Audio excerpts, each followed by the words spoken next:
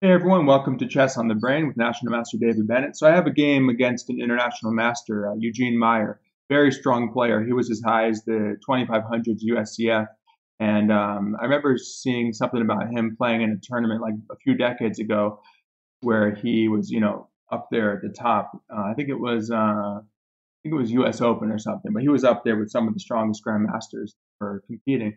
So yeah, really strong player, and he also happens to be the president of the Federalist Society, which was interesting. So he's a pretty prominent figure out there, and he's a very strong chess player. So it was interesting to play against him, and we had a really good battle. So it was kind of a back and forth battle. Um, I I played a symmetrical English. He played c4. I played c5. So we had this kind of very complex. It was a semi-closed position, so not completely locked up, but semi-locked up. But there was opportunity to open up the position. So we were both kind of looking for that opportunity, both maneuvering. He did commit some weaknesses in his position, though. And then I ended up winning a piece because I had some tactical possibilities. And then he's like, "All right, if I'm going to give up the piece, I'm going to open up your king." So he attacks my king, and then I kind of just had to go very aggressive in my counterattack, and I sacrificed a little bit back temporarily. But then I kept the fire burning, and my king was under some fire. But then I ended up getting the counterattack on his king that ultimately won. But we'll see. It was a lot of back and forth right towards the end. But yeah, it was a winning position after he gave up the piece. I just had to be really careful. And hopefully the microphone's better because I know there were a couple of complaints about the microphone either, mostly being too quiet. And for example, my dog was just like, I should take it off, but he has a chain on. So hopefully, I looked at a YouTube video that shows you how to like do some noise suppression and stuff like that, and compression and different noise gate things like that. So I tried some of those advanced settings. Hopefully, it didn't make it worse. So I did a quick recording. So hopefully, it seemed like it was good. Hopefully, on the streaming, it'll come out well too. But if you notice anything about it, just give me a comment like, "Hey, I can't hear you. It's not working," and I'll have to do some adjustments. But yeah, it made it a lot louder too on the decibels. So hopefully, it's more sensitive and will improve. Also, I think I have to just say, to think about those families of the elderly folks who died in Pittsburgh, at that synagogue shooting. It's just happening all the time now. We can't ignore it.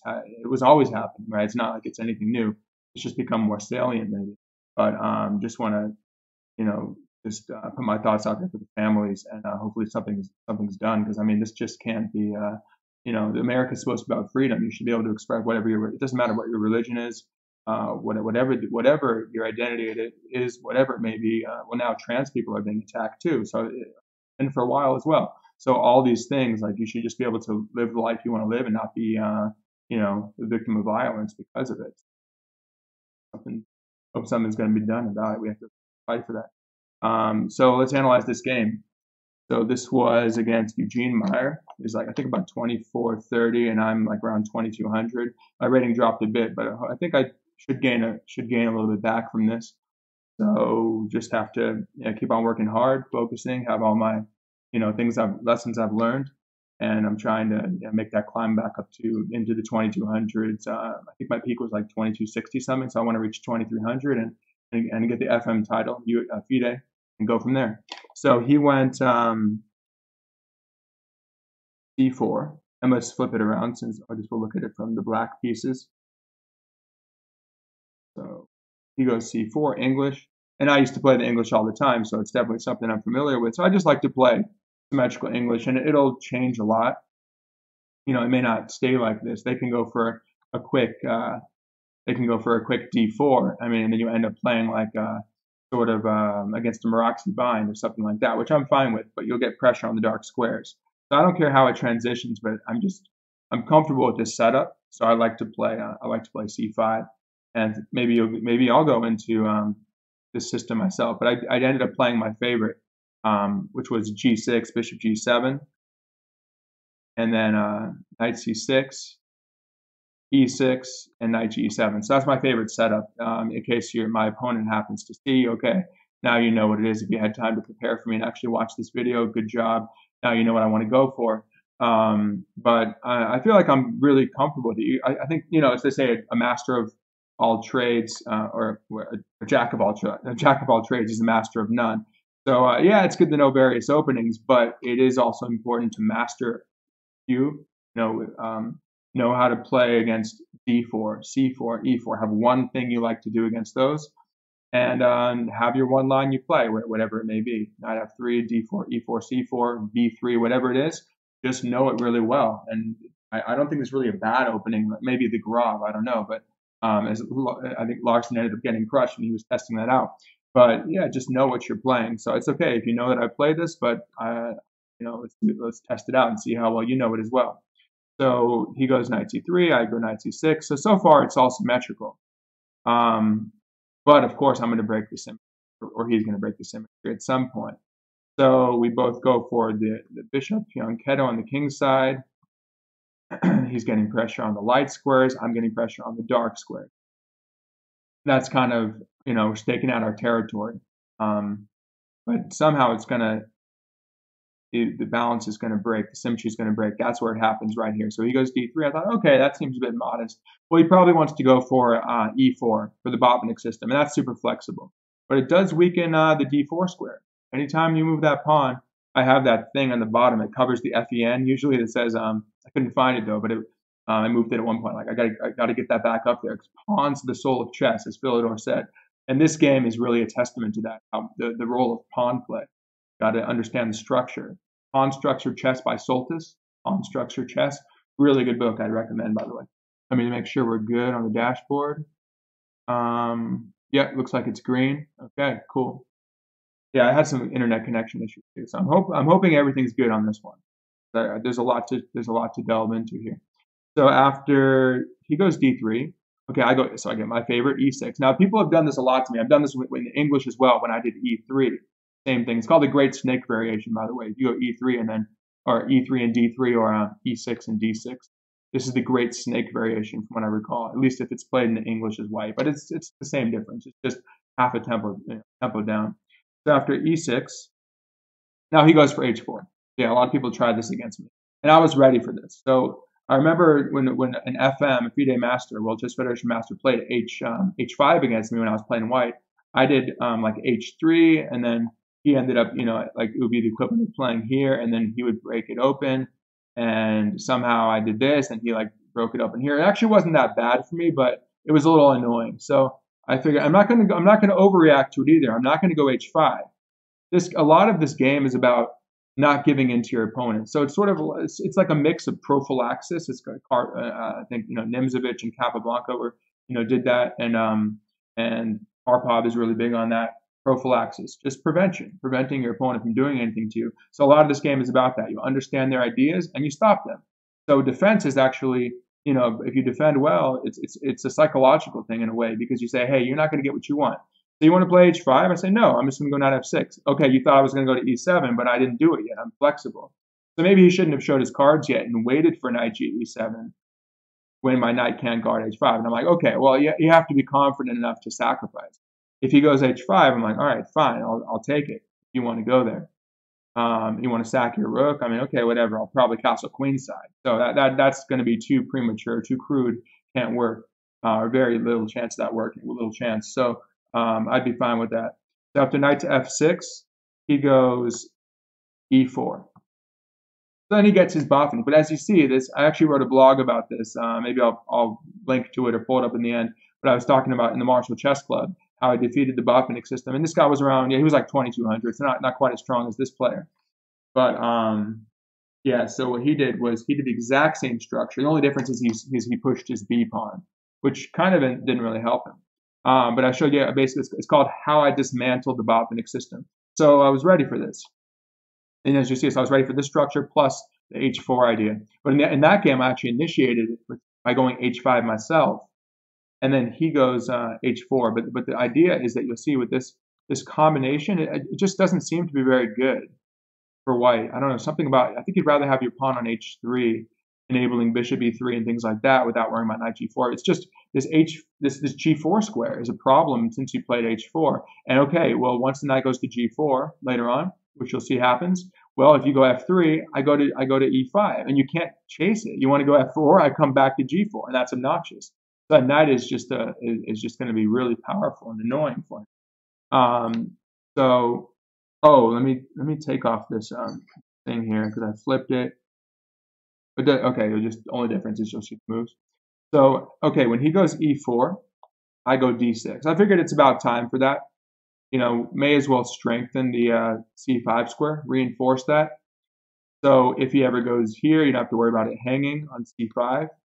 And also, you're covering. So it's interesting, by playing d6, you're covering a d6 because it happens like that in the Sicilian sometimes when there's a half open d file if these get traded off, these pawns, and the queen's looking down here. But when you play d6, you allow your queen to sort of to see through to that square, but the queen can't x-ray through the pawn. It can only do so after d6 is played. So the queen covers d6, the d6 pawn covers c5, and later on you can probably play b6. Just watch out for e5 unleashing the bishop. We'll probably secure the knight first, and the bishop will go here. That's the last point of my setup, which I'll get to. And how did I learn that? Well, I should plug into that other. If you look at my last video, it was about there's opening hacks, like an opening trick you could do to learn any new opening.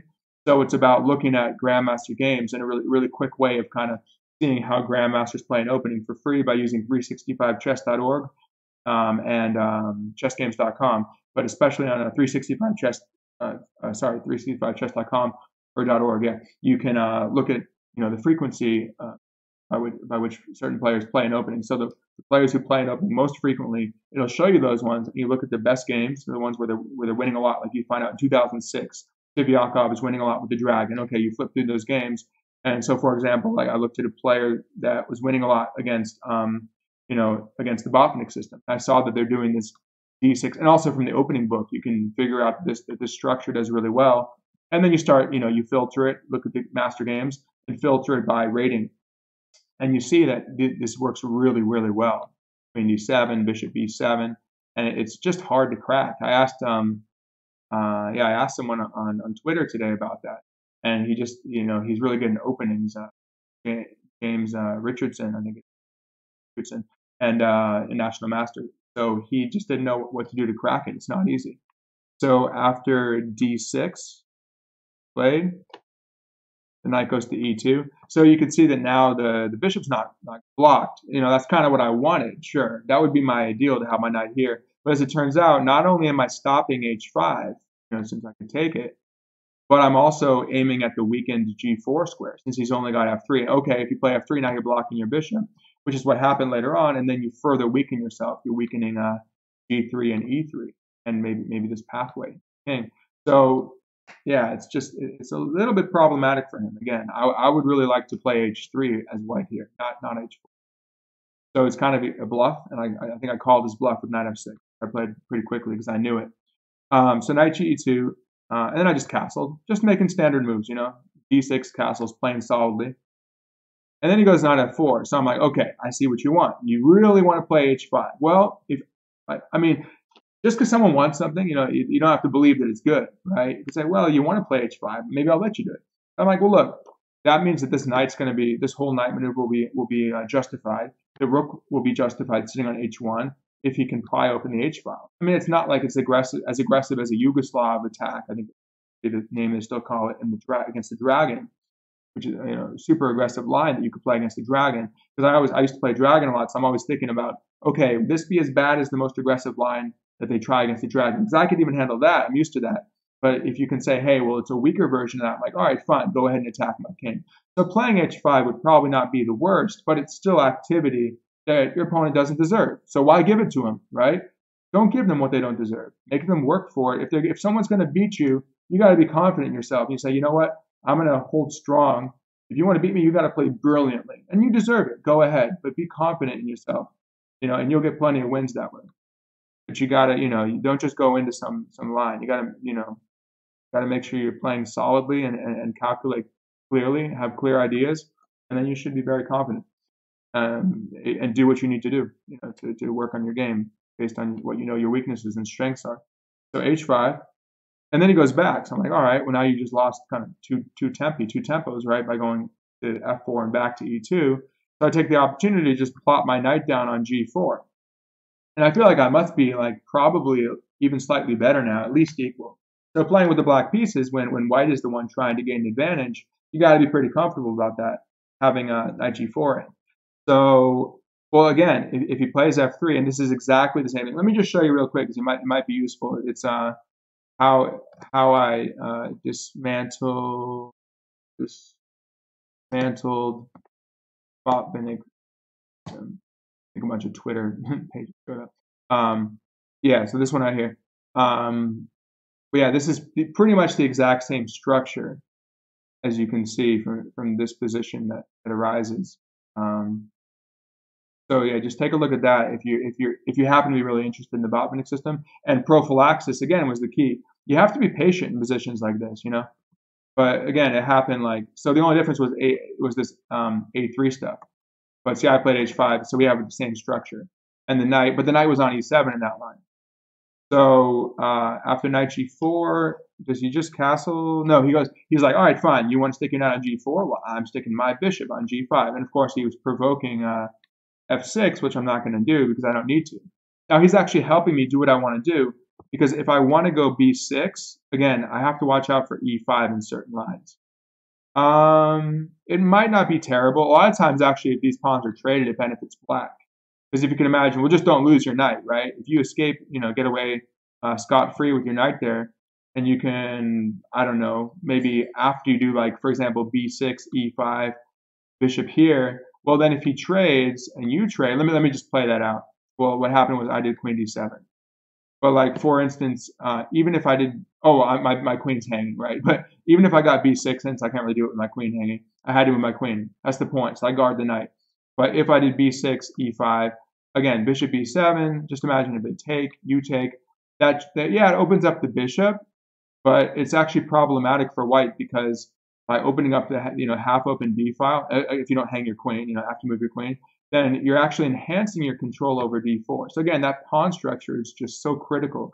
And when you enhance your control over d4, it means if you can get a bishop into d4 or something, later on you exchange knights or whatever, well, now you're hitting f2 and your knight is further enhanced and proving its worth on g4. Well, obviously, it's knights on g4. And it's just like an annoyance. If you ever castle, you're like, oh, I have to deal with that silly, that knight in my position because of my silly move h4. So every pawn move you do could come back to bite you, and that's really the heart of the hypermodern strategy of saying, hey, like Morpheus in the Matrix, saying, come at me, and I'm just gonna, I'm gonna strike back. It has its pros and its cons. Like I said, Larson was a big proponent of it, and it worked for him unless he played Fischer, who was even better at it. Where Fischer just went 6-0 against Larson. So I highly recommend just watch the Fischer-Larson candidates match in his lead up to the 72 match against Spassky. It's awesome. You just have to see that outclassing him, the way he outclassed him.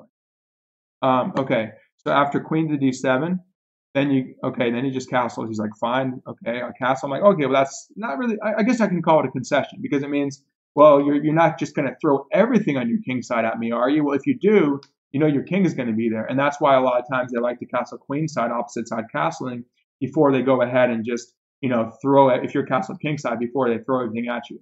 So when you're playing with the black pieces, you're trying to hold down your king side, if white's trying to attack you, or whatever side you're playing on, if they're trying to attack you, which of course white often tries to do that, if they're trying to get the advantage, then when they castle king side, like against a dragon, you're like, okay, you kind of, in a way, you could kind of breathe a sigh of relief and say, well, to some extent, the battle is going to be a little more positional than attacking in a lot of cases.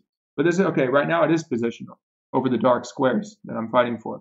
So when he castles, I go b6, continue development, obviously, and going to get that bishop, which I think is the best square for the bishop. And again, I've learned it because I've seen other masters and grandmasters have done that. Hopefully, one day it would be other if I join them in their ranks, but that would be like a lifelong. Even in FM, I'm a candidate internationally, I'm a candidate master at 2200 FIDE I reached. So if I can get FM, I think that would be a good lifetime achievement. But hey, if GM takes a lot of extra work, right? And you just need to have what it takes, and most importantly, you need to devote your time and work to it. But yeah, if I got there, I'd be very happy. But FM would be good enough for me for now, or IM, that would be cool too. But it's going to take a lot of work. I know that. It's a lot of commitment. You got to compete in a lot of big tournaments too, or closed tournaments. So after b6, f3, and then knight g to e5. So again, there's this structure that's benefiting me on the dark squares. And it's always nice. I always like to have those pawns. It's kind of like in the, how you can pronounce it, Scheveningen or something from the Netherlands, I think, where you have your against the Sicilian again, where you have your E6 and D6. It just kind of it just stops everything. It's like a nice shield. Where not only that, well, you're taking away all those squares, right, from your opponent. Not only that, but you're ready for a thrust, a counter thrust in the center as I do in the game with G5, which of course Black wants here. Not to mention the bishop's blocked by F3, which means he's not going to have influence over D5. Every detail matters. I can't stress that enough. And that's pretty much related to pawn structure when it comes down to it, because wherever your pieces are, that's going to be dictated by where your pawns are. It's this delicate interplay between the pieces and the pawns. So after knight goes knight to E5, then the IM here goes queen to D2. Makes sense. Yeah, he's got pressure on the diagonal, and he wants to come in. So again, prophylaxis. I mean, it might not be the end of the world. He can play bishop H6, but I'm like, why? Why should I let you? I don't need to think. Besides, I'm working on my time pressure. So I'm saying, I don't want to overthink this. I see you want bishop H6. I see king H7 as a simple way of defending, stopping that. And hey, I like my bishop. I like that guy on G7. He breathes fire down the diagonal. So I'm not giving up that my dragon for this bishop, which actually could become an awkward piece, a target, which it does. So king H7 seems natural, and then he goes rook A1. So you got to think about, he's not only defending this, freeing the queen, because yeah, by the way, if he did do bishop H6 earlier, even if he got that in, if you took it, his pawn on D3 would be hanging. I thought about, I'm like, you know what? I'm not even sure I want that because it just might be yeah, you got to be concrete. But I'm like, look, I just, and that's why I just thought I could have looked at it for 20 minutes and then play king H7. I'm like, you know what? I spent probably I did it every 5 moves, but right now I'm at 101. He's at 111. It was a 90-minute game plus 30-second increments. So I had an hour, 1 minute. He has an hour 11, and I came like 10 minutes late. So I'm fine with that. Ideally, you don't show up late, but I started to recover my time. So king H7 in the next, once it got more complicated, then we were both down to 30 minutes. In the next 5 moves, you'll see, by move 20. So after king H7, he does rook A1. So again, he's like not only overprotecting that, but maybe preparing D4. So you got to start thinking about it. But of course, now you could just take on C. Another benefit of the knight. But you just can't dislodge the knight by playing D4 because you didn't play C3. You played C4. If you had C3 in, well, then you can support D4. If you had E3 in, you can support D4. That's why I like having my pawn at E6. I played C5. That's already gone. That's to support D4. But my E6 pawn can support D5. So it's a whole struggle for the center. Every single central square, really. Stopping your opponent from getting a foothold as well. So it's all, this is like, that's what this is all about right here in this opening. So after rook A1, I go bishop B7, finish my development. And then, okay, when I see him go B3, sirens go off. I mean, not only is he solidifying, but it has you may just do it on your own, but I think he's signaling that he wants to play D4. So he probably could have already actually gone. No, even then, he would still have to play B3. So, but this would have been maybe better. Oh, actually analyze this. If he had gone bishop B3, well, then again, he's wasting another move. But if he had gone here, it's still fine for him. I mean, it's not like he's behind, he's not really behind the development as it turned out. But because I had to do king H7, knight G4 to E5, it's not that, it equaled out at the end. But even if I think I had knight G4, yeah. So it's kind of cool, actually. It's kind of like the game. But of course, if he takes this, well, this has got to be good for when he takes. You have this, it's got to be good for black. I like this. He takes with whatever. You take with check. Okay. I mean, anytime, again, going back to the dragon, because that's my main reference for fianchetto positions. Like maybe if you play King's Indian, that might be your reference. Of course, the structure is different, but it might be a reference for dealing with the kingside fianchetto bishop. And you know that if you have that bishop uncontested, it's and I've talked about that a few times here. That uncontested bishop is a true asset. You want to get that if you can. So you might even sack the exchange. You might give up your rook for their bishop just to get, especially if you're castle on opposite sides, just to get your opposite. Well, now we have opposite color bishops there, but to get your uncontested fianchetto bishop and now he's actually centralized, but he can always tuck back if he needs to. He serves a really important defensive role and an offensive role. Where if they're castle queen side over here somewhere, you can use that to put a lot of heat on the king. Not to mention you're looking this way too. I mean, it's just an awesome piece. So I would be very, very happy if he went into this. I feel like I could claim something there. So he does b3. He doesn't go bishop b3 yet, but I see it coming. I see bishop b3 and eventually, or maybe he would move his king first, little prophylaxis himself after bishop b3 and then playing for d4. So I said, no, you're not, because think about it. If he gets d4 in, if I were to take it, well, I keep my knight on e5, I stabilize it, but imagine once these are traded, well, now he's the one, he's got rid of his potential weakness on d3, which becomes relevant later in certain sidelines, and not really in the game. Actually, I ended up winning the d3 pawn later, actually. It's an endgame weakness too, but also that you'd be hitting the d6 pawn. It would essentially become a backward pawn unless you can play that, which you're unlikely to be able to play at d5 because of all that pressure that he has, just completely dominating d5 square, which is important as a restrictive measure, essentially blockading the pawn, de facto blockade. Even if you have e6, you're not going to stick your knight there yet. Well, maybe after f4, f5, maybe after f4, f5, you might pry this pawn away. Well, then you've got that square for white. So as black, you really got to be careful. You really got to be thinking about what your opponent's possibilities are and stop them from achieving it. So after bishop to b7, b3, then I go knight to d4. So, and now it's not necessarily ideal. I would really like to have this knight here, for instance. I'd like to be able to keep a piece there. This is considered a hole, right?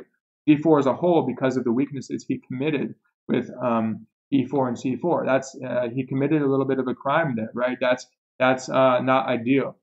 So he strengthened the light squares, but he's weakened his dark squares. I mean, I'd call it a trade-off, but if you can make, you want to make that trade-off benefit you. So think about the weakness of it, really harp on that, and just really hit that d4 square hard. And if you could sink a knight in there, you get the other knight behind it, securing the knight, not only that, but unleashing the bishop, and just keep a piece there forever, not a pawn, then you'd be good. But I mean, think about it. He's going to go here. He can trade off one, and then he can come back with the other. He's going to be able to at least contest it or trade it off. So I'm like, look, I see d4 coming.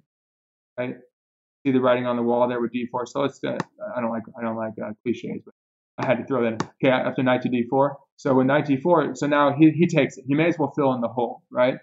When you fill the hole, there's actually some tactical ideas behind it, and positional ideas as well, which may lead to further tactics. I like to talk about this connection between tactics and positional play.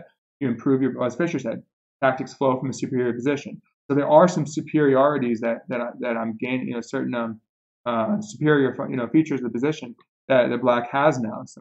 Some assets, like for example, this pawn, even though it's filling up the hole, it's hitting these squares right here. It's fixing this pawn where it is, and also when you get d5 in, you get rid of the double pawn anyway. It's giving space as well to black. This happens a lot in English or in an English structure, especially against a Botvinnik. If they play a Botvinnik or essentially reversed Botvinnik, if black is playing against an English, you get that, you get the knight in, it fills up with the pawn, but then you get the break in, and it just gives you more space. But the tactical idea is that once he goes here, and then I just defend it. Now I actually thought about this right away, about the pseudo-sacrifice, temporary sacrifice, because this bishop, you can see it's kind of problematic. Now again, alluding to the dragon, there's a line in the dragon. I think it's a certain line where they go g4. You take it. It's in the Soltis variation. Again, h4, h5. So there are a lot of similarities across openings, of course. Now when they go g4, you take it, and then they stick the pawn on f4. It's actually not a bad system for white to do, but a lot of times black will end up sacking something. Maybe it might not even sacking, but sometimes you could sack a piece and you get it back. You get the bishop back. So essentially the bishop, the knight would be here. Let's say the knight sacked for something on e4 or g4 or whatever, and then you would play f6 and you would trap the bishop because the pawn would be on f4 and you couldn't get out. And again, you get rid of that bishop and you have your uncontested, awesome dragon. I keep on making messed up diagonals. You have that awesome dragon bishop uncontested. That's the hero of your game, right? That's why you want to play the dragon for the dragon bishop, so you can be the hero of the game. So after knight goes to e2, then he goes to knight c6. Yeah, dragon players know that you have a very, just like similar to King's Indian players. That bishop often is looking really miserable, blocked by the pawn on e5. But once that guy gets out, maybe on h6 or whatever, somehow when he gets out, he becomes king right there. So knight goes to c6, and then queen goes to e1. So he realizes again this tactical idea. So if he doesn't do anything, then I have this is the threat. F6, bishop moves E5. So there's a little awkwardness, a little bit of awkwardness due to the placement of that bishop. And you'll see I want to keep it there actually later so it remains awkward. Don't help your opponent, right? If there's awkwardness, let them be as awkward as possible. So after knight goes to C6, he goes queen E1, and I go. Well, what do you think? I kind of just pointed to the piece, but if you didn't see it, what do you think? Just like take a second. If you were playing with black here, what would you do? It's a thematic move. It's funny enough, the computer didn't recommend it. Well, I mean, it's a thematic human move anyway. The computer liked E5 here. I'm like, well, E5, you're blocking the bishop. I mean, that might open up later on. So I don't know. I don't know about E5. I also might want that for the knight to come back and say hello again on E5. I want to hit D3 really at the end of the day, or as kingside. So what would you do here? This is the thing I've been aiming for, and I got that in this game. I ended up getting it in this game as well. Later on, I was literally like I was working for this for a while, but eventually no, actually it's funny, before I even got it, I never ended up getting it in, but he sacked the pawn with G4. He actually aired with G4. Similarly, he aired with G4 in this game. So it's funny, the parallels, but it's the same structure, similar ideas across structures. That's why you got to master those structures. It doesn't really matter what the opening is. That's why I keep on talking about different openings. Different openings, similar, dark square control, the unkettled bishops, it transcends the opening. So after queen goes to E1, what did I do? Yeah, well, of course, I did D5. Just blow the position up, right? Blast the center open. You got to do that. There's no sitting around here. You can't just sit around. You have to be active. You have to get what you want here, and that's D5. Yeah, I just don't see anything else. So look, I mean, even though white is strong on the light squares, the connection is really interesting between the light squares and dark squares, because white is strong on the light squares, but you can't believe that. You can't be like, oh, you have all pawns on light squares. I'm just going to leave you alone. That's yours. I acquiesce to you. No, you can't give in. So you want to blast it open, but think about it. If once you start trading like one pawn, let's say you take this one, if he takes back, well then now you're going to start, that pawn can run a passed pawn. If he takes with this one, well, now you can go knight e5 and b5 and crack open this one. Those pawns are going, right? Those pawns are not going to stay there. If he takes, queen takes, bishop here, bishop here. Imagine the queen's here, the knight's here. You're attacking along here once you get rid of the c pawn, and you want to win d3. That's what you want to pierce the fog. That's where sort of abstraction, visualization, that's very important. You have to mold the position with your mind. That's a really important thing. So it's a puzzle, right? And you're trying to move the puzzle around. And don't believe that just because it's a semi-closed position, even a fully closed position, you can't believe that's sort of like rigid ideology, right? If you have that kind of rigid ideology, you're stuck in that. That's sad, I think. So you have to be, it's kind of like Stein, to bring it to chess, with Stein, of course, I'm referring to any ideology, but, and I think we can take chess and apply it to our, thinking models in life, right? Whether you're talking about, religion or politics or whatever, typical ideologies that people have.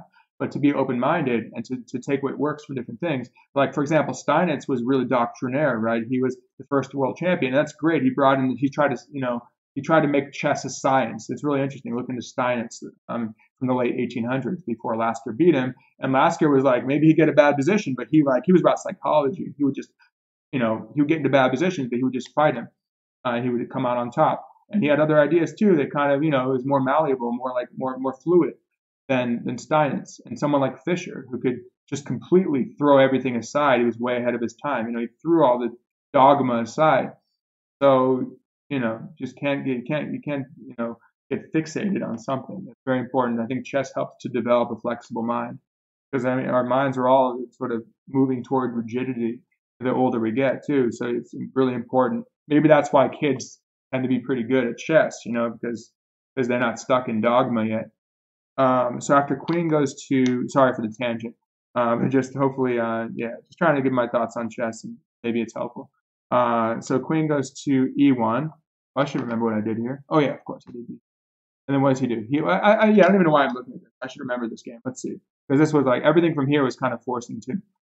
So when I go d5, he took with, no, he didn't even take it. So what he did is he went bishop to h. Now, if he did take it, let's say he took with the c pawn.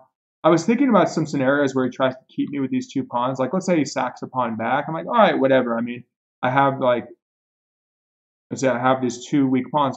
No, maybe, no, not even weak. I have two double pawns. But, the interesting thing is a lot of times structural, let's say weakness, again, it's not like they're going to fall, but any type of structural weaknesses like double pawns, they lead to dynamic, they give you dynamic compensation. So what's the dynamic compensation here if he tries to saddle you with those pawns is that you'd have really nice play on these two files, not to mention, in particular, these two squares. That's what I want. That's really what I want out of this position. I either want to sink a piece into E3 or C3, or I want to win the D pawn. So you can imagine like, this type of stuff happening, as I mentioned earlier, whether that means you got to play B5 or not to crack open this, but in this case, he's actually helping you crack it open. And hey, it's a pawn for the good. Again, it's not that the pawn's going to win for you, but it's not going to win in terms of like, hey, you're up a pawn, you're going to get a passed pawn and win in the end game, but it's more that you're getting the infiltration and the control of squares that you want due to those pawns. Double pawns are fantastic at that, like double F pawns, right? When you take back and you get the open F file, like against in the Italian game or something, that's awesome. I'll take those double F, especially if your rook's on F8. That's great. Of course, it doesn't always work, but break the dogma. Get away from that dogma of double pawns are bad, right? I'm sure you've heard about. Okay, so after Queen E1, but can't be stressed enough.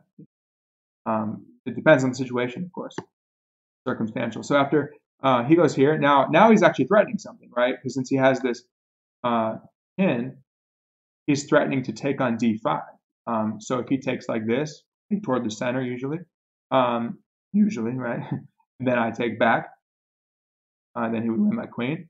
So I can't take back, right? So that's the threat. So I'm like, all right, this is a difficult decision. Do I take on the E pawn? I know I got to take one of them pretty much, right? Do I take the E pawn or the C pawn? I thought for a while about taking the E pawn, but I didn't really like his taking back, and then he gets a lot of activity. So you want to really think about what your opponent can do. Think of it like water, right? The water, it's like Bruce Lee said, "Be like water, my friend." But he said, "Be like water," right? Yeah, I'm pretty sure he said, "Be like water, my friend." Look up that YouTube video from some TV show he was in. Yeah, Bruce Lee's got some good stuff, really good. The writings of Bruce Lee are really good because he was like a philosophy major and he wrote a lot of really interesting stuff from Brain Pickings. Maria Popova's Brain Pickings, good article on Bruce Lee.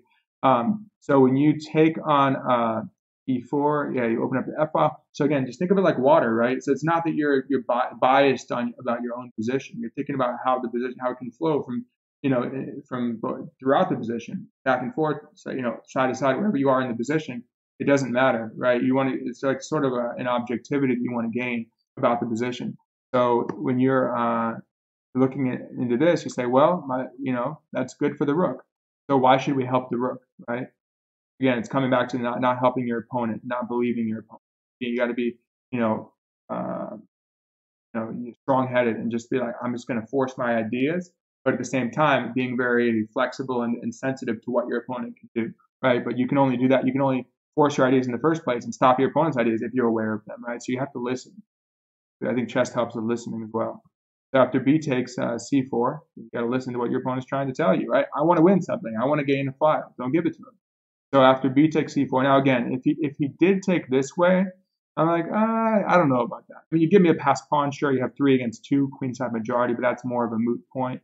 This pawn on D4 is just it's gonna run, at some point. Maybe knight comes to E5 or B4 at some point and supports it. But once that thing runs, like if you can ever get to the rook to here and just, shove your pawn down, and then not only that, but when you get here, it clears the square for your knight, your bishop, everything. So it looks pretty good if he does that. At least some advantage. Let's look at a quick evaluation. I'm curious.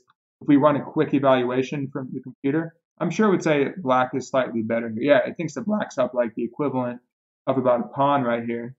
After queen, I don't know, queen d6. I'm not sure about that. But it wants to play, what? It wants to play, oh yeah, it's ready for d3. It really just wants to, I don't know why you need queen d6 first. Is it something about the pin? I don't know. That'll be interesting to analyze. But yeah, so Stockfish, open source software, Stockfish, it likes black here for sure. Okay, let's look at this real quick. The evaluation after B takes. I'm sure it likes black, but not as much. Okay, almost as much, 0.7 rather than like almost 0.1. More like half a pawn up in its evaluation, because that's all it can do, right? Its only evaluation has to be cent to pawn value based on a hundredth of a pawn. So it's like it's fluctuating, but it thinks that black is essentially slightly better, has a slight edge here. And of course, it's a complex position. You'd probably want to get both Stockfish or like Komodo, or ideally Alpha Zero is as good as it seems. Then you would want to, have it run for a while. Well, actually, Alpha Zero was running on like, what do they call them? TSUs on like, how many was it? Like 500 TSUs or some ridiculous amount of these processing units that Google DeepMind project has. So if you only have like one small laptop, even like Caruana has like a $12,000 laptop. So I mean, hey, he knows this is the era, right? He knows he needs to do it. I've given in to some extent. At first, I didn't want to even use computers at all. But after B takes, then, well, again, I want to play B5, right? So yeah, so again, black is slightly better here, but it's about how you handle this position. But we definitely have some momentum to work with. And yeah, the bishops look kind of scary. They're aiming in, but are the pieces all coordinated? Not necessarily. After B takes C4, well, I just thought knight E5 looked like a natural move. Because again, I want to play B5. It had a pretty straightforward idea behind it. And again, well, think about it. If he gets F4, well, no, he can't play F4 because F6. Okay, he's trapping his bishop. But if he ever does get F4, then I'd lose my chance, right? So I want to be able to say, hey, if you play F4, I can throw in knight G4, let you take with your bishop. Maybe that's not such a big deal. Watch out for taking with H5 in some lines, but it turns out I don't need it immediately. But the main idea is that I want to be able to play B5 and again crack open his position. I want to destroy his position. I want this position. I want his light squares to collapse. But what I didn't get at though was that when his light squares collapse, it allows you to get to the dark squares. That's the connection, right? Just a useful model of thinking about it. But when you break well, not only can we get through on the light squares like D3 when we play B5, but we can also get to C3 much easier. So, which I kind of got at, but after knight to E5, so what did he even do here? Did he queen? I think he did queen F2 right away. Let me double check. 21. I also made a PGN of the game too, so you can just watch like the animation of it. But after 21, so you get the better flow of the game. But yeah, he did queen F2. So after queen F2, now this was like, okay, well, first of all, he's not really threatening this, right? So you have to realize that's it's sort of a pseudo threat, right? Because, well, you could consider, obviously the queen can't take, right? What would you do if the queen took? Well, there's your nice Bianchetto bishop comes to life.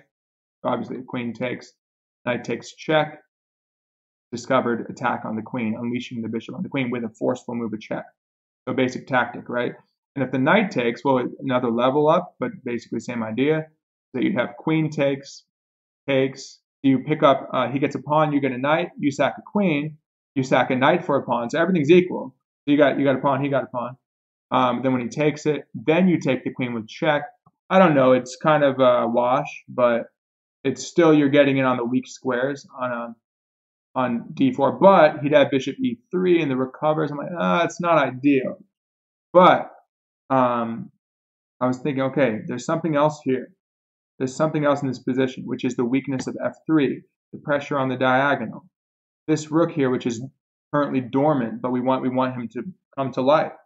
So let's just explode this position, right? We were looking at, okay, d5 was the initiation of that. Now, b5 may have been a follow-up, but things are kind of critical right now because he's hitting this. Still, it might be a trade, not so clear, but we want to win, right? You have to be, irrepressible will to win. You need that will to, like they talk about with Korchnoi. Just have this will to win. It's very important, this iron will. So we want to win. We're not going to do anything cheapish, right? So we want the win, so we have to do f5. Now, the thing is, I was thinking about f6. So I was like, well, if I'm going to do it anyway, I may as well do this insertion of f6. And I thought about it a little more. I'm like, well, if I do f6 first, the bishop, let's say, goes to, we can't go here because this will be blocking, will be obstructing this path to the pawn. That's still an issue, right? But if he does bishop c1, that actually kind of helps him transfer sometimes to here, maybe to here, whatever. Somehow he's going to get more pressure. Because it's actually not doing that much on g5 other than stopping rook d8 in a lot of lines unless you want to sack the exchange. But see, you lose your certain tactical potential. It may not be the end of the world, but there's a certain tactical potential in the bishop, again, in awkwardness of the bishop being on g5, which you're going to see. But like, for instance, let's say you play f5. Let's say you blow things open and you get to take on f3. Well, then you might just get to get rid of that annoying bishop. It is annoying, right? Like I said, it can go back. It's annoying on g5, but it may be even more annoying if it reroutes or something. But that's a pretty strong piece. And again, we want that uncontested bishop. So again, it's tactics. It's, again, a marriage of tactics and strategy, positional play, right? So we want to get, we want to open up the f file in order to be able to get to the fork, to get to f3, or fork, or maybe worse. Maybe we have something even nastier on that dangerous diagonal. Oh, I love the double fianchetto. Gotta love that double fianchetto. It's one of the joys of chess for me, and also something that hypermodern players may enjoy. Well, I've done that a lot with the English, right? So I'm just so familiar with these structures, like c4, b3, bishop b2, g3, bishop g2. Maybe if you play the, I don't know, actually, no, you can't really do that if you like to play the Larson, what do you call it? That Larson system would be. You could do it if you b3 first, but if you play e3, then it might be redundant unless you get g3, bishop g2, knight g2. You might be able to get that in some of those Larson lines, yeah. So if you like hypermodern play, look at Larson. Though he is very interesting. Definitely watch how Fischer crushes Larson. It's really a joy to watch that. But yeah, you can see the dynamic potential. We're shifting now from potential energy to kinetic energy. That's the fun part, right? But you have to be patient, right? You got to build up, and then explode like a volcano. This whole position is going to blow up, right? So when you go f5, then what does he do? Well, taking is out of the question, I think, right? And don't even worry about e6. He might get some stuff on e6. Who cares? Because that's another benefit of your king being on h7. But who cares about that? Because you got to be in aggressive mode now. You're going for f5. You want to take on e4. You want to open this up. And if he takes back, not only do you have this move due to the pin on here. So for instance, let's just do like a sample line. Well, what did he do? He does. What does he do? He does this move, which has problems of its own. But now the game takes a different course now. It's almost forced, maybe, what you have to do after this. But I don't know. Let's just say he did some waiting move. Like, obviously that's a bad move, but just for instance, then of course the threat is to take here, and now you've just torn open the f file and the queen. So really, f5 was an exploitative move. It's an opportunistic move to try to exploit the queen being on f2 with the rook there. So the second your opponent, the second they walk on the line of your rook, you guys say that should raise some suspicions. Like something's weird, right?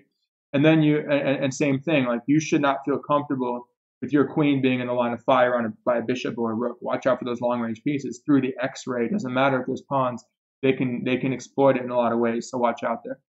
But it's got to be based on objective reality. Sometimes, like I had another game at the Washington Chess Congress a few weeks ago, where I just kept on. I was like, okay, you're on the line. She's on the line of fire, but it didn't matter.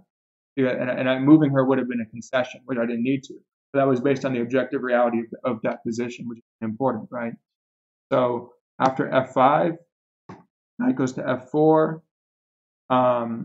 Okay, but again, yeah. Oh, sorry. Tangent. So if rook d2, now when you take, this is over. It's just over. So if the pawn takes back, now it's even worse, because when you fork, you're going to pick up this. You're going to pick up the entire rook, because you'll be hitting the queen. So the queen would have to see, for instance, oh, this is bad. This is so bad. Because you might even consider taking the pawn. But look, you just take. That's a clean rook. You take that. I would take the rook, and then the queen's on it. If the queen takes, you're not even getting anything. Because you just take back. You're not getting anything out of that. Maybe a rook for a queen at best. But you might even take on g5. But yeah, this looks bad, because if the queen moves, well, now you're going to get this one. Everything collapses. And then you can drop on e3, our promised land that we've been trying to come to for so long, right? The land of milk and honey for that. For the knight. So after knight f4, well, yeah, that's going to definitely, I think, be awkward for him. So the bishop was already awkward to begin with. Now again, that really reinforces the strength of not facing the bishop. Just if the piece is not working for your opponent, that's the theme of this game. Do not help your opponent. When they're trying to do something to you, don't let them do it. If you see something that you can do against them, don't help them get out of it, right? So when the knight goes to f4, well, what do we do? What do you think? Where should the knight go? Again, I was playing for this, but things have changed, right? This is too slow now. Especially, actually, I guess he had this all along. Or if I was really going for this guy on d3, his knight was going to come to f4 and guard it anyway, and he could bring in additional reinforcements if needed. Well, yeah, still watch out, because I mean you're softening the diagonal of the file. We're at 20%. Okay, that means I've been going too long anyway. I'm having fun with this. There's a lot of stuff here. But yeah, let's get to the point. So, but we're getting towards the tactical part now, which is fun. So after the knight goes, so he hits there. Well, okay, I want that bishop, right? So I go to f7. Bishop can't leave. That's our prisoner now, right? So after knight goes to f7, now he does g4. So again, just like in that game when they went g4, it didn't work out too well. Also, it didn't work out too well here. But the thing is, it was based on he had an expectation of what I was going to do, and he just overlooked something else, because he was thinking, probably he was focused on the idea of knight takes g5, and then after pawn takes. Well, that's not so bad for him. When getting to h4, it clears that square, and that's pretty uncomfortable for me, unless I win a piece, which happened in the game. Then I can maybe handle it, but kind of weather the storm. But now, okay, think about it. How do you dismantle? How do you dismantle the Botvinnik system here, this position? Well, I mean, we see a lot of pressure. Again, we really like kind of declared war on the light squares here, right? We want those dark squares, but they're not really serving us well at the moment. But the light squares we're just tearing away at the light squares. So when he goes g4, he actually is kind of ceding the light squares to black.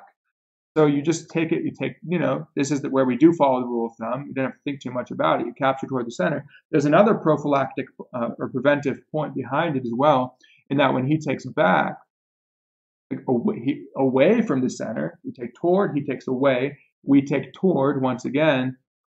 Now we've collapsed white center. Not only that, there's a few points. One is, again, this is becoming very important. The knight might try to stop it, but it doesn't matter. Because if you go e5, that's the threat, right? The knight moves, then you take here with a discovered attack on the queen, picking up the bishop, or winning the queen. So now another point. What do you notice about the bishop?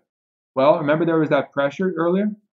So prophylactically, what we've done defensively is we've said, no, the bishop is not going to get what he wants.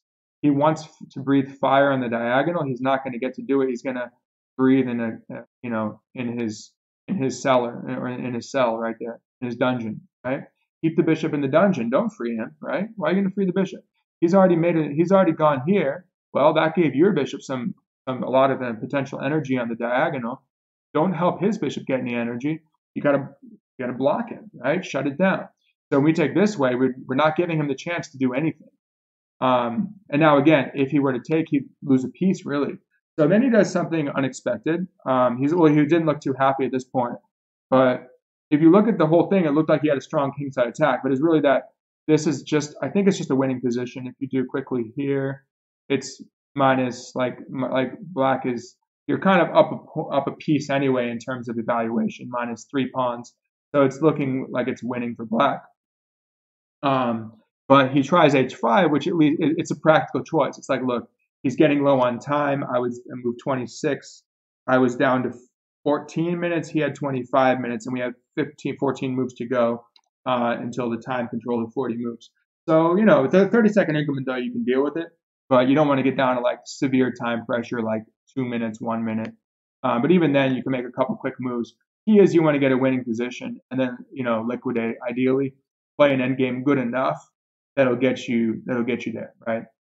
So once he does h5, then I say thank you for the free piece. I didn't have to think too much about that because I want that bishop.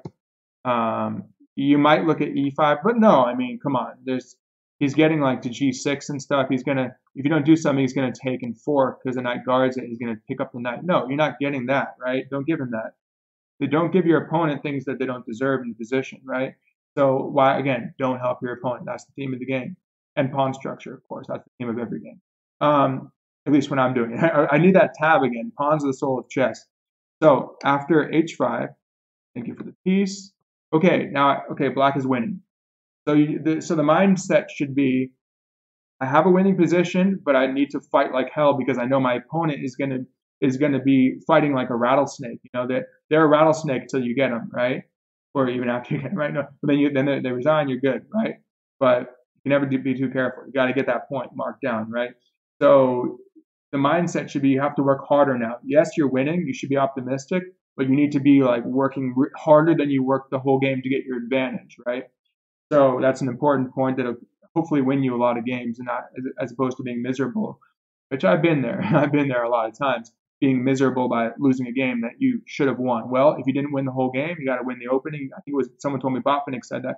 You got to win the opening, then you got to win the middle game, then you got to win the end game. And by the way, Rowson talks about how the game is really separated into multiple mini games. You got to win every single one of those mini games. Every single move is a puzzle, and you got to solve every single puzzle. Maybe you can fail one or two of them, but like Magnus Carlsen, his accuracy is so high, he's solving a puzzle every move that he can just play a little bit better than his opponent, but over time, his advantage gains.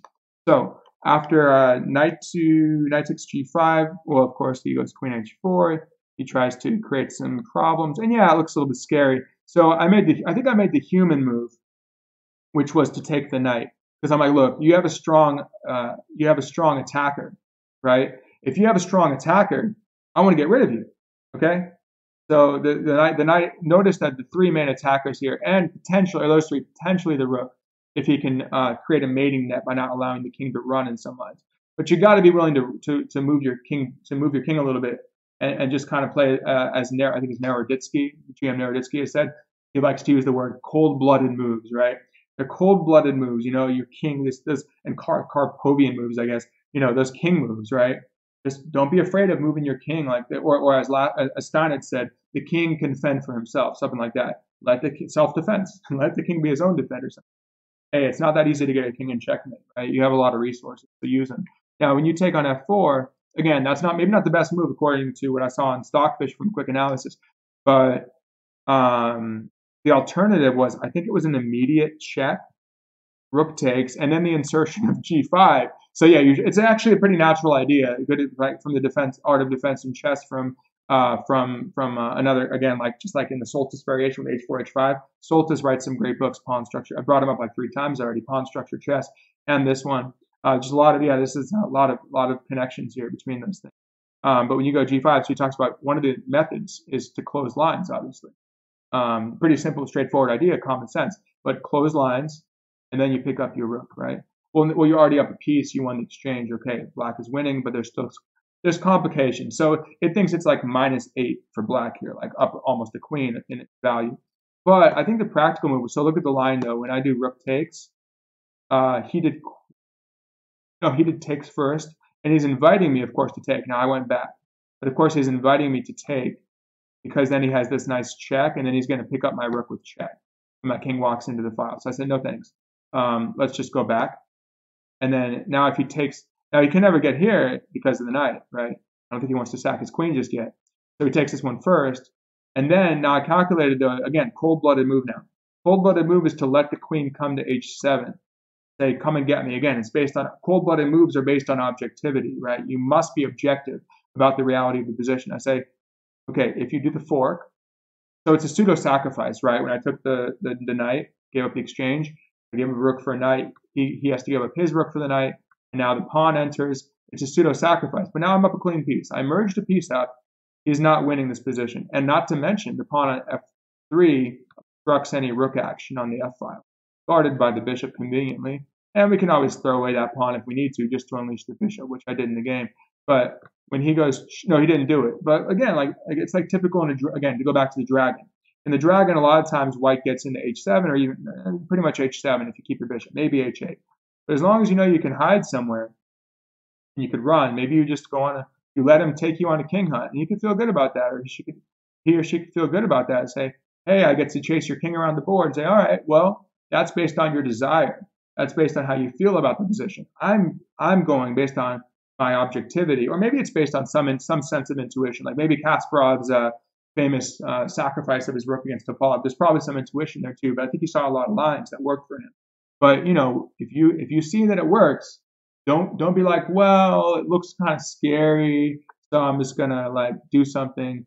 I'm just gonna do something safe, even though it might be winning a little bit less. If you're winning, fine, maybe do the safe move. But when it comes down to it, if you know you have a decisive win, you should I didn't see that computer line that it came up with the G5 stuff. But if you see that you have a decisive win like this and Queen H7 looks scary, just go for it if you can guarantee that it works. Now it did get crazy though. I couldn't have foreseen all the complications, but I did foresee this kind of situation where I'm up a piece and he doesn't have a mate, and I think at least for now I'm safe because look, he goes G5. Okay, the dust settled a bit now.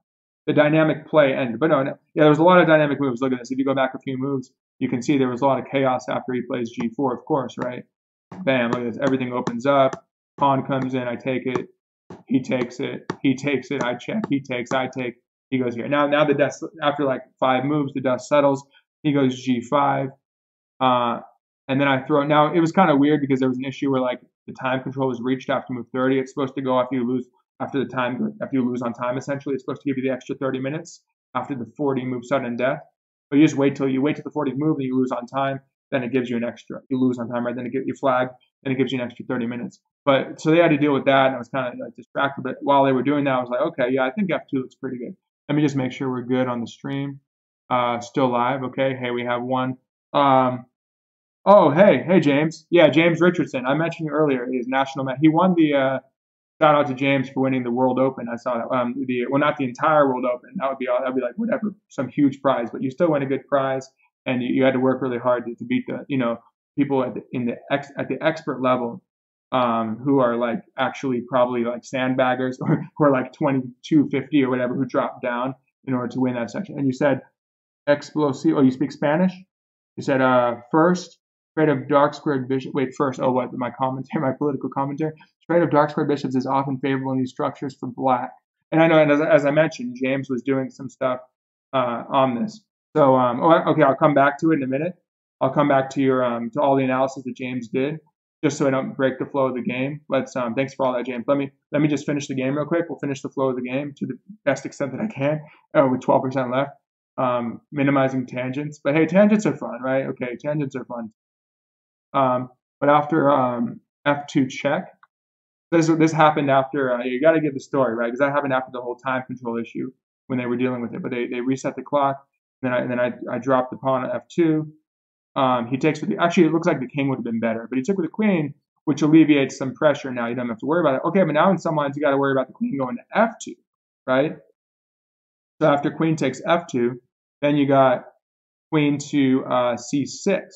Well, of course, right? And again, objectivity, right? I'm not afraid of him coming to F2. Don't fear your opponent, right? As they say, Silman talks about play the board.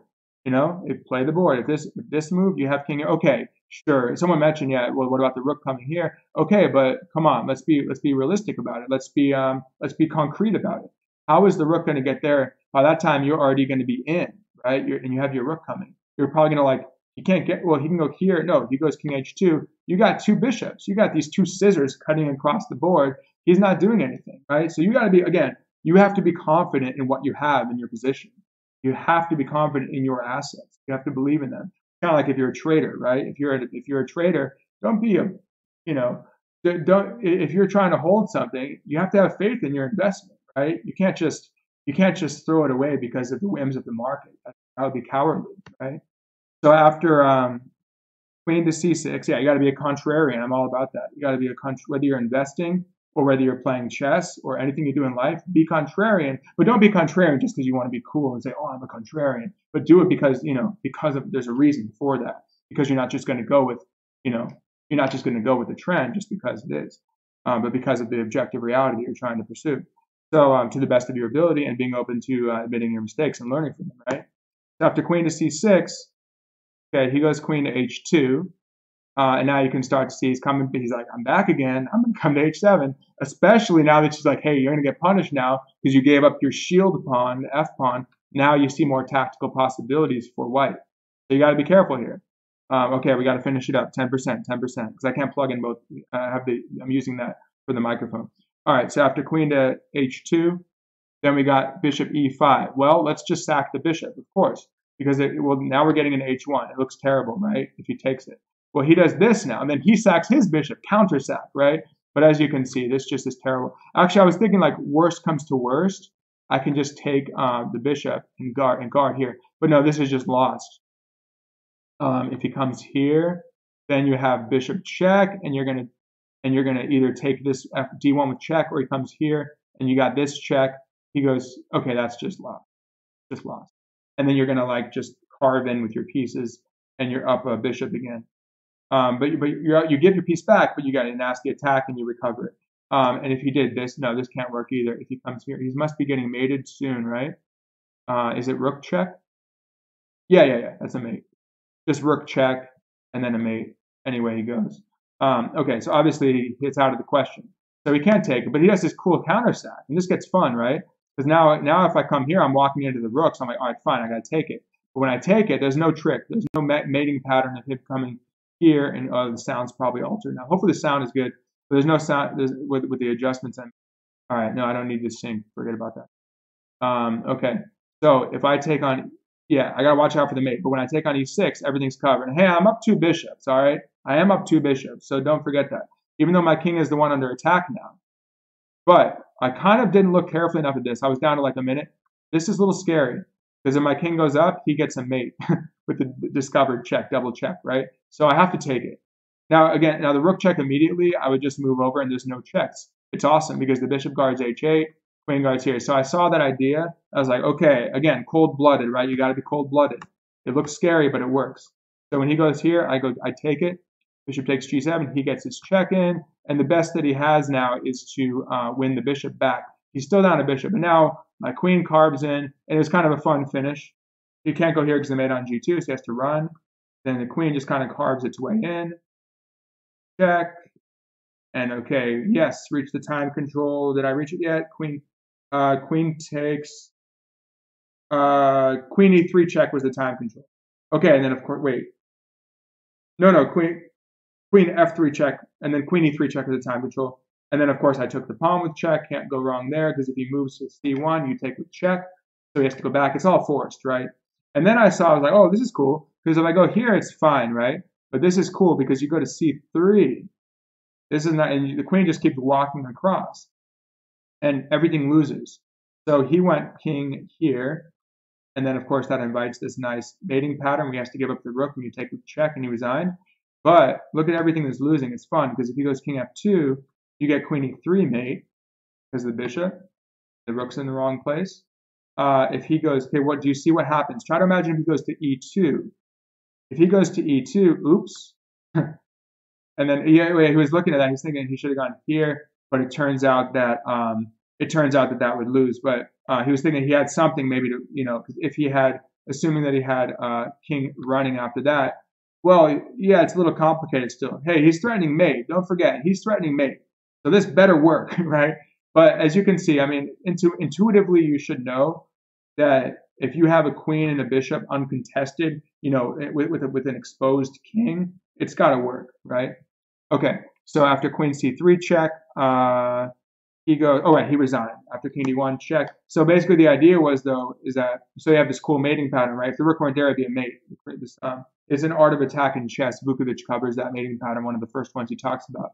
I was just going over that with some of my students. It's a very good one. Queen takes here. And then, but basically look at this, you're guarding the rook. So like if he comes here, then you're just gonna check him and guard this one. So we just need to stop any perpetual, right? Just when he comes here. Actually, I was looking at this. I did an analysis, though. It showed rook c8. I probably would have gone here, which would have been good enough. But this is over because what you're going to do, you're covering everything, and you're just going to start walking your king over here as he's checking. But there's not going to be enough checks left, right? So if he starts checking you, you just wait, okay, whatever, check. But there's no more dark squared checks. And then in the meantime, well, then your queen and rook and maybe your pawn are going to clean up. Queen and rook is fine. The second it gives you the chance, you either get the check or you get the... And that was the finish. So yeah, a lot of pawn structure stuff, and don't give in to your opponent. Now let's see what James said here.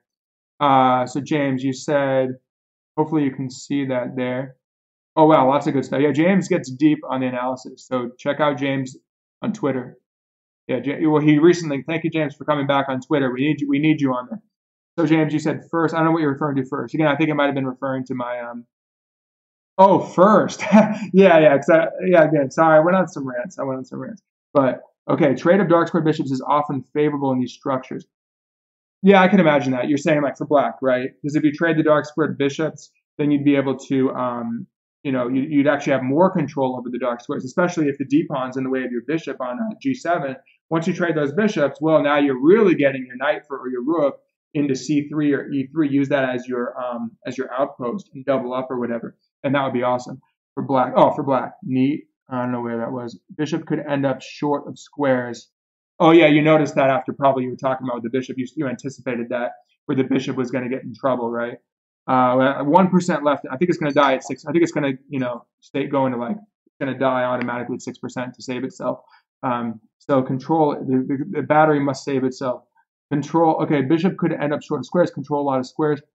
Yeah, after the d5. I think this was up to This was right around the time when we were coming up to d5. And you said you had a crazy thought that d takes e4, f takes e4, f5 might be possible to block the f5. Oh, that's not a crazy thought.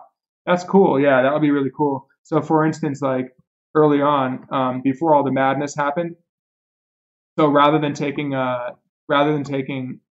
that would be the sideline, right? Oh no, yeah, instead of taking on c4. So for instance, he's saying if I take this way, right? And then f5. Oh, so it's kind of like what I did in the game, very similar. And we've already weakened this, yeah. And again, we can really have that assault on the light squares. And now we're looking here, plus we have our b5 to crack this up, and maybe we'll get a5, a4, and just totally try to demolish the light squares.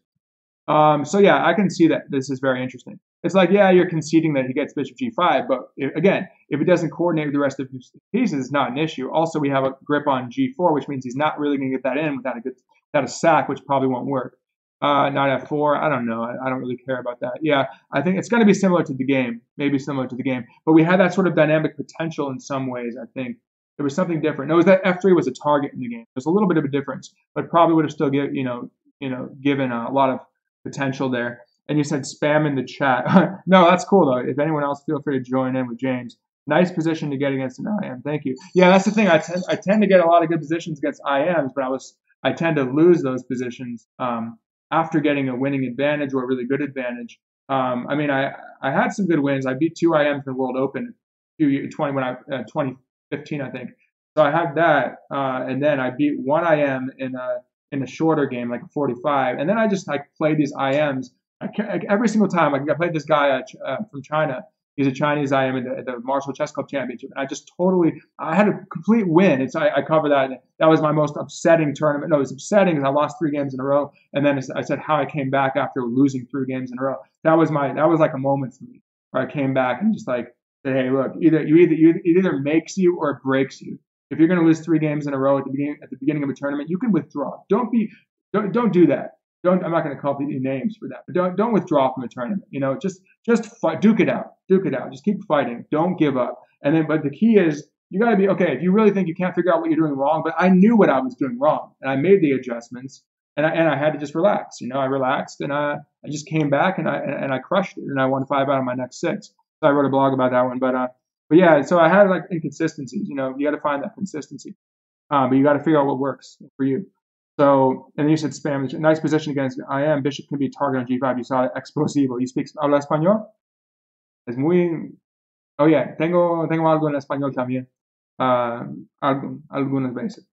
Sometimes I do Spanish, or I did bilingual last time with the Capablanca game, tribute to Capablanca from Cuba.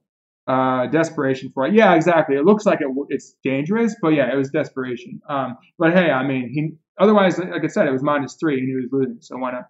You have to work hard. Exactly. Like, yeah, he threw everything in the kitchen sink against me, and he's what, I don't know how old he is. He's probably in his 60s or something. 60s, probably late 60s. Yeah, he's been around for a long time. But he's still like 24, 30 and been higher, recently. He's still crushing it in the DC chess. So he's not going to make it easy for you, He's not going to make it easy at all.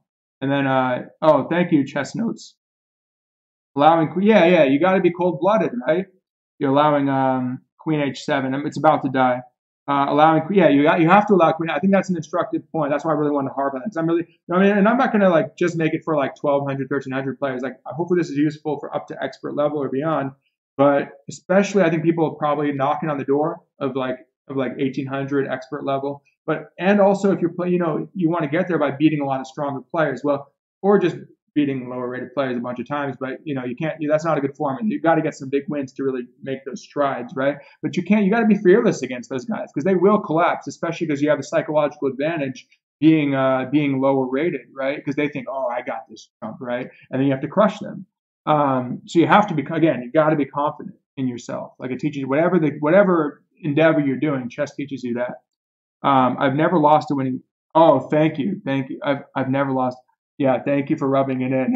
He's never lost a winning position against an IM. Yeah, I've lost many winning positions against IMs. But I'm hoping to turn the tide. But I need to get a GM. I've only drawn one GM.